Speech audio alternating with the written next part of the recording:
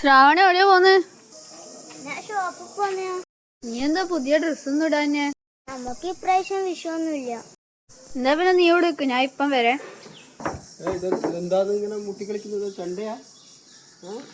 ഏട്ടനോ എടുത്തു. ഏട്ടനൊന്നും മേടിയില്ല, ഓൻ പോട് കേട്ടാ.